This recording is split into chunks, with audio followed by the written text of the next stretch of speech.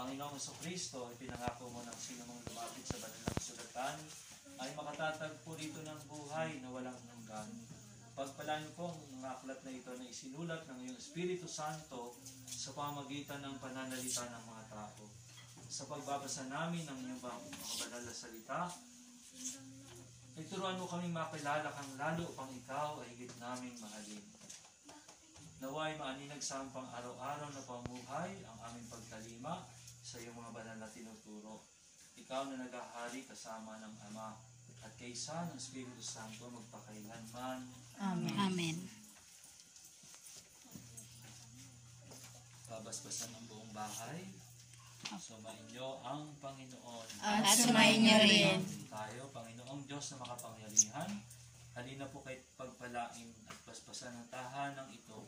Naway magkaroon dito ng kalusugan, kalinisan, pagwawagi laban sa kasalanan, lakas ng pagkakaisa at pagmamahalan, pagpapakumbaba, kabutihang loob at kainahunan, buong pusong pagtalima sa iyong banal na kalooban, at pagpapasalamat sa Diyos, Ama, Anak, Espiritu Santo. Naway manatili ang pagpapala mo sa tahanang ito at sa mga taong nananahan dito sa pamagitan ni Jesucristo, aming Panginoon. Amen. Namin sumusalangit ka. Makasama ng kaharian mo. Sundin ang loob mo dito sa pagpapala sa langit.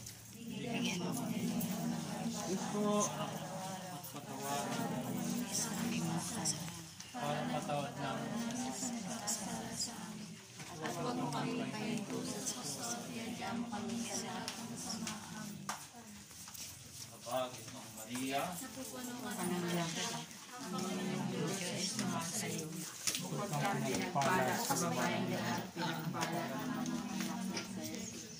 Santa Maria, Ina ng Diyos, panalangin mo kami makasalanan. Ngayon at kung kami mamamatay.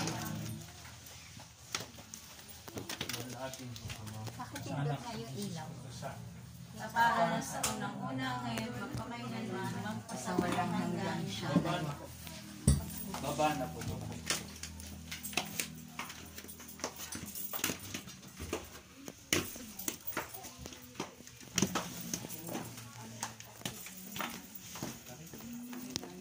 Tandaan, Father, matarik eh.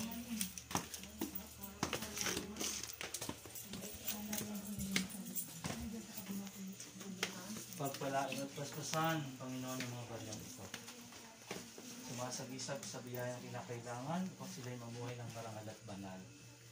Sila naway maging pagpapala sa kapwa. Sumayin niyo ang Panginoon At sumayin niyo rin. Pagpalaan kayo ng makapangyarihang Diyos Ama, Anak, Espiritu.